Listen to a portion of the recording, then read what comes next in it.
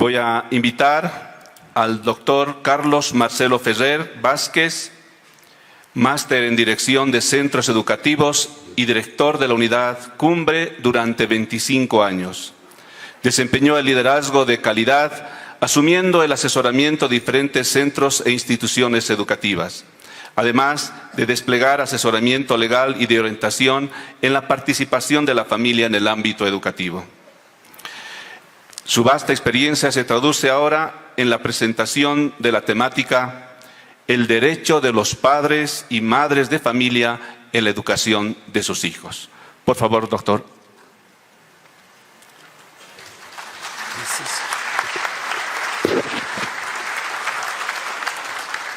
Buenas tardes a todos. Gracias, Monseñor, por darme la oportunidad de dirigirme a un público tan excelente. Con ocasión de la inauguración del año escolar, el señor Ministro de Educación manifestaba que Bolivia está mal en el ámbito educativo, que estamos entre los países con graves y serias deficiencias en la educación. Sin duda es una crisis que se refiere al presente y al futuro de nuestro país en el ámbito educativo. Hace poco leí que los chinos, cuando quieren escribir la palabra crisis, la escriben con dos caracteres: el carácter del peligro y el carácter de la oportunidad. Cuando hablamos de crisis, hablamos de peligros, pero también de oportunidades. Precisamente la apertura al diálogo de las nuevas autoridades educativas nos brinda la oportunidad de mejorar de cara al futuro de nuestro país. Lo que el Papa Francisco llama cultura del encuentro, de la integración, de construir puentes. No pretendo dar una lección académica, prefiero ofrecer algunas reflexiones acerca del derecho de los padres para elegir el tipo de educación para sus hijos. En este tema se tratan varias cuestiones relacionadas entre sí.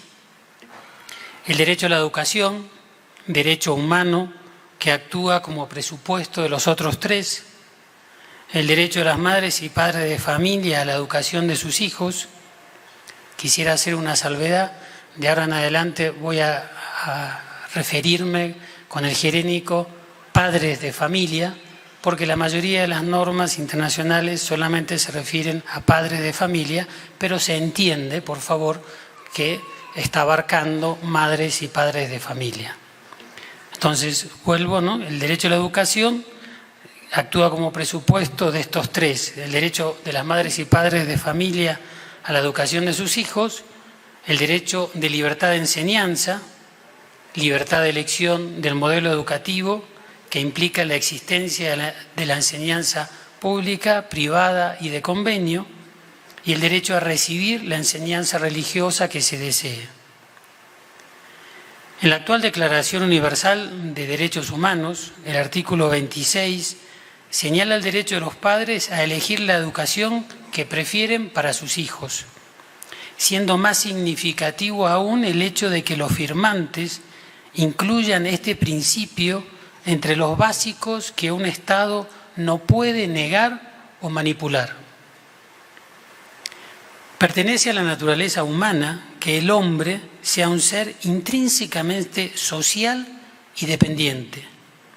Dependencia que se muestra de modo más patente en los años de la infancia. Pertenece al ser hombre que todos debamos recibir una educación, crecer en sociedad, adquirir una cultura y unos conocimientos.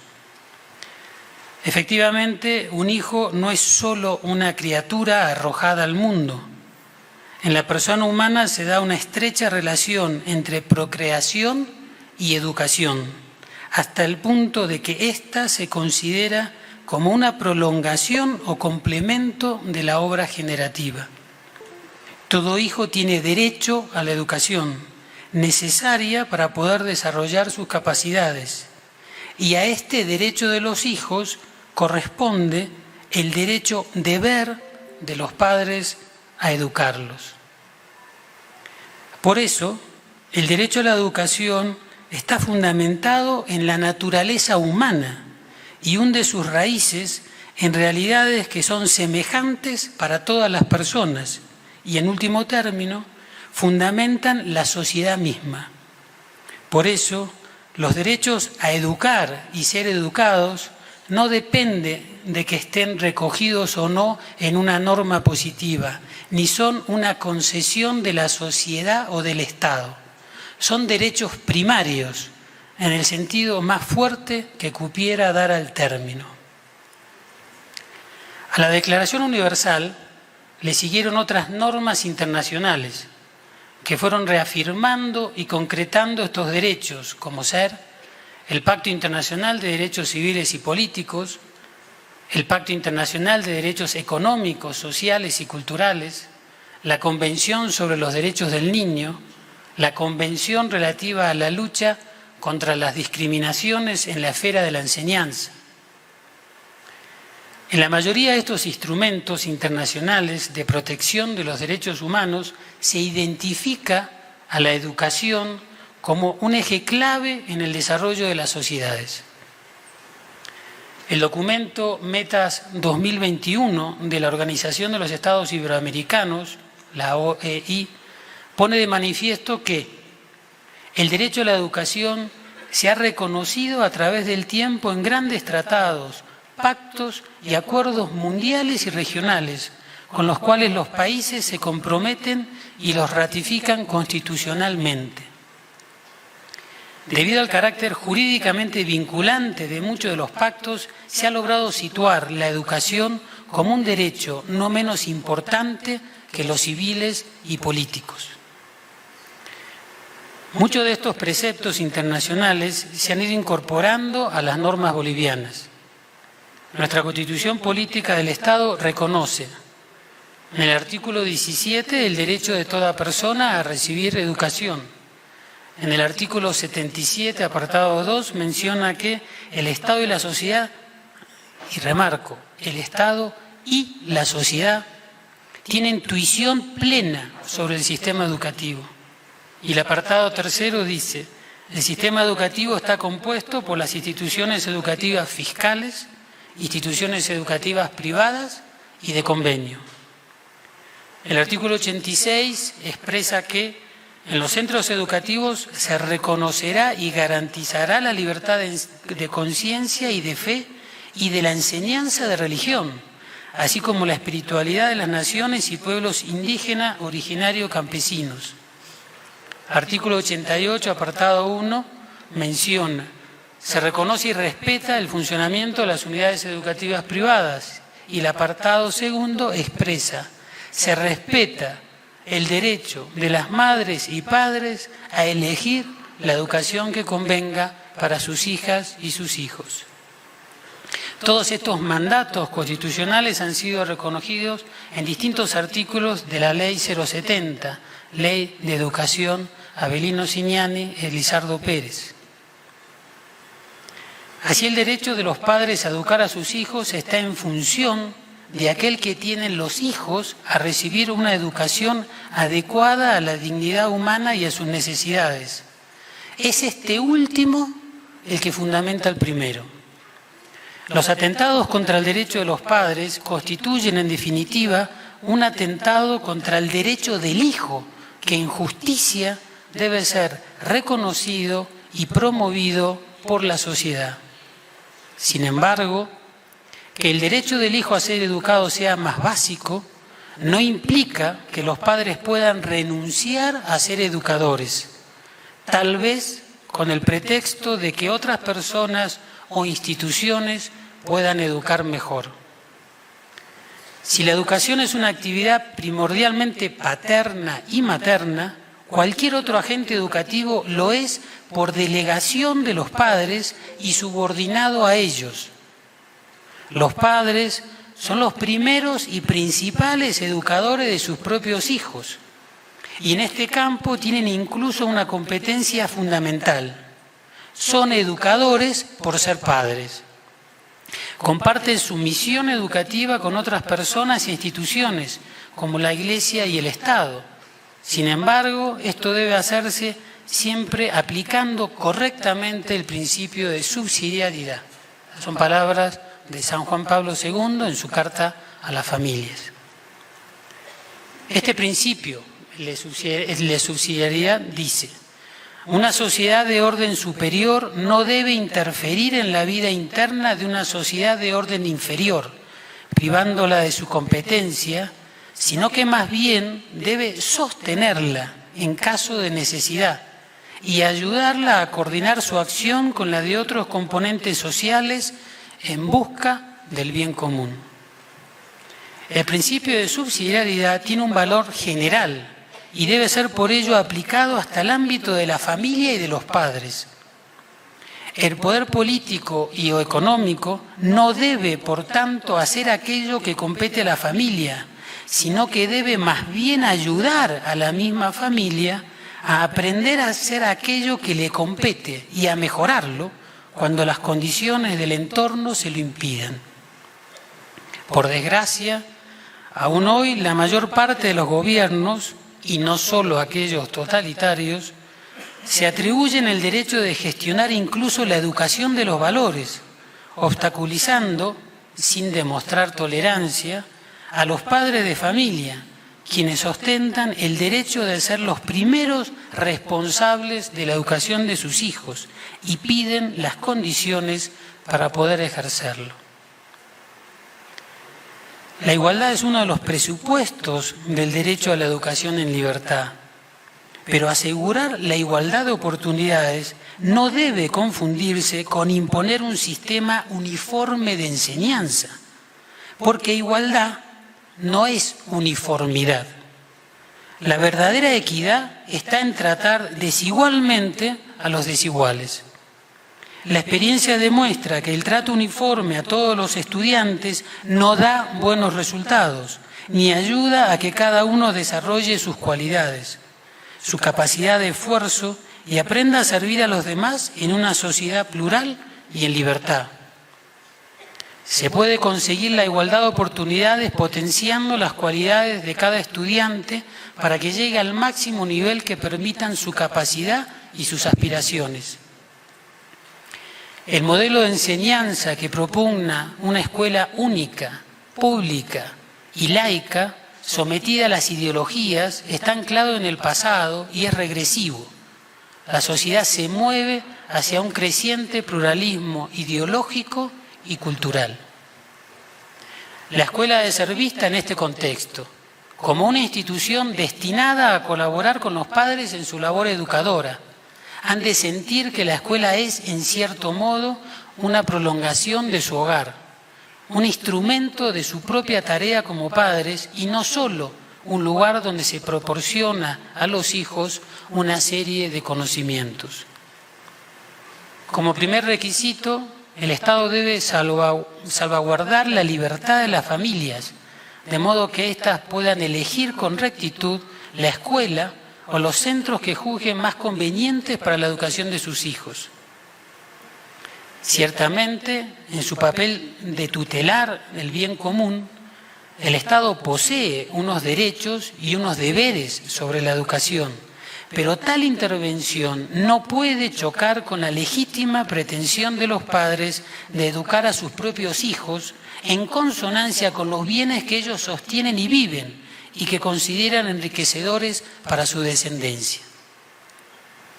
En este contexto, implicarse en las asociaciones de padres, juntas escolares, por ejemplo, pensar en la importancia de combatir el analfabetismo, para entender que el Estado tiene poderes, funciones y derechos indeclinables en materia de promoción y difusión de la educación, a la que todo hombre tiene un derecho inalienable.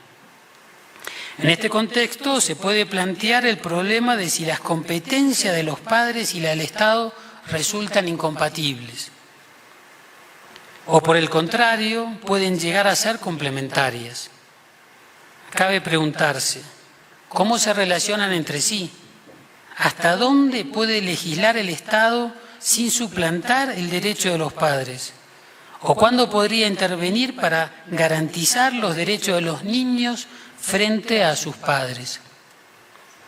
En realidad, Se trata de cuestiones que no tocan la función que, de suyo, respecto a la enseñanza, corresponde al Estado.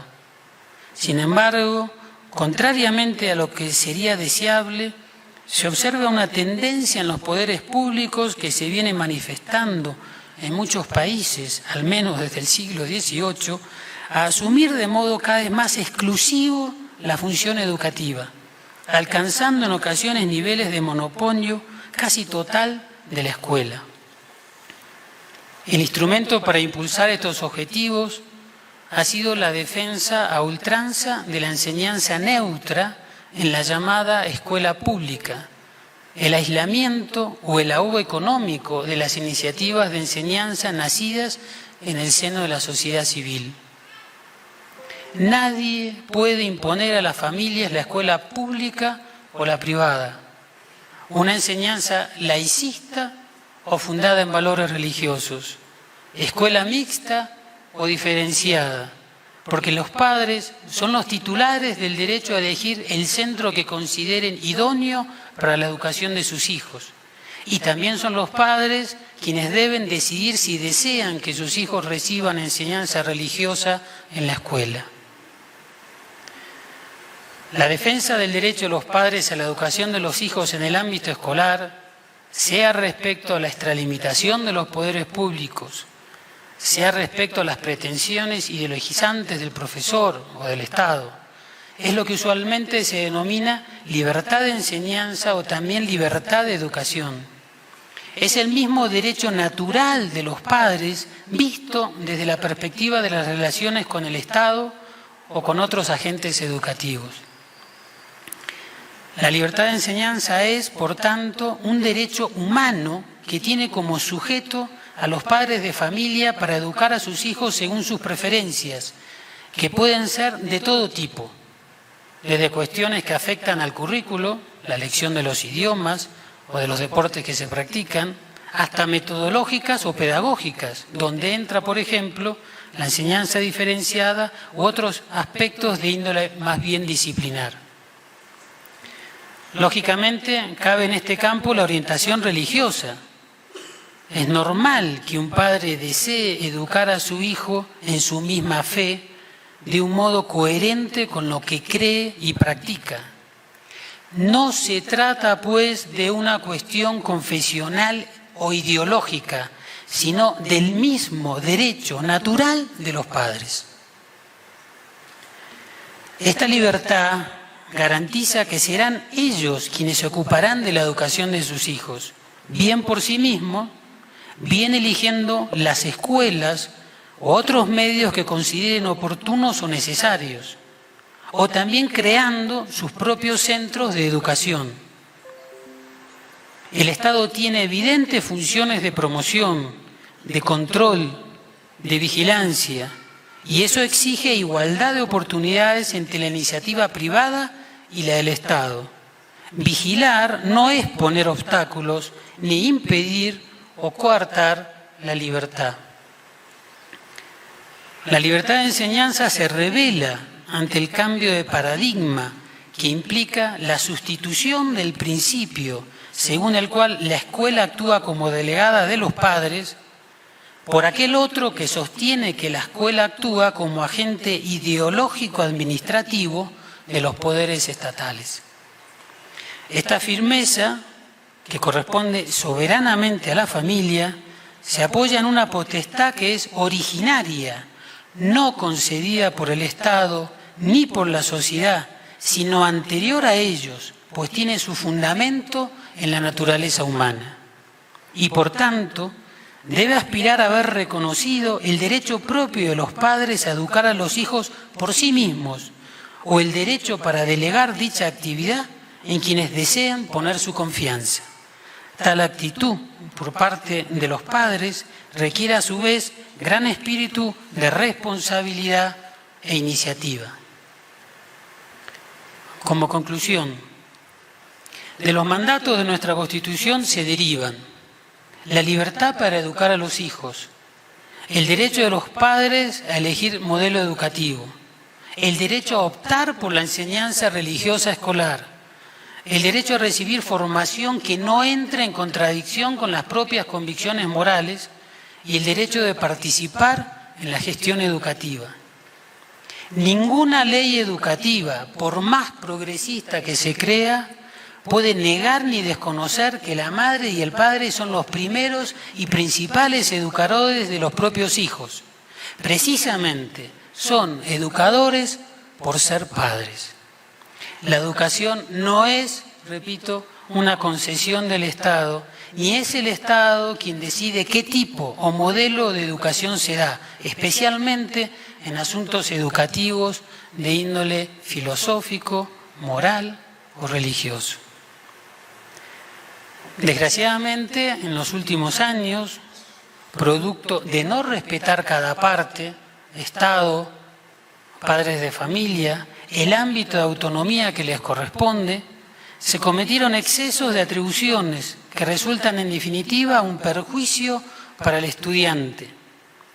A la par que el Estado imponía adoctrinamiento en las aulas, empoderaba erróneamente a los padres de familia en las instituciones educativas, permitiéndoles intervenir y fiscalizar lo que no era competencia de ellas.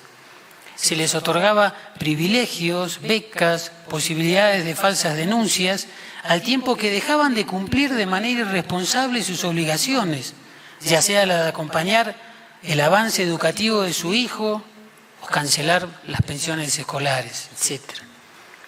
Está claro que es necesario que todo vuelva a su cauce originario, cada parte desempeñe el rol que le corresponde. Es por otra parte evidente que el Estado, que es quien ha asumido modernamente la carga de facilitar la enseñanza a la generalidad de los ciudadanos, no puede asegurar la oferta de todos los posibles tipos de educación demandados por los padres. Por ello, resulta necesario el reconocimiento de la libertad de enseñanza, que supone la existencia de una enseñanza privada o de convenio, distinta de la estatal, que surge de la propia sociedad y que ofrece los distintos tipos de educación que solicitan o pueden solicitar los padres de familia. Por tanto, la educación privada o de convenio no debe ser vista por el Estado como un negocio económico, sino como una expresión de la libertad de los padres de familia de elegir el tipo de educación que quieren para sus hijos. La educación es un derecho que debe ser garantizado por las autoridades y que exige una oferta escolar plural. La enseñanza pública, la privada y la de convenio son complementarias, todas imprescindibles para garantizar la libertad de enseñanza. Mientras más variadas sean las escuelas, más se perfecciona el derecho a elegir. Muchas gracias por su atención.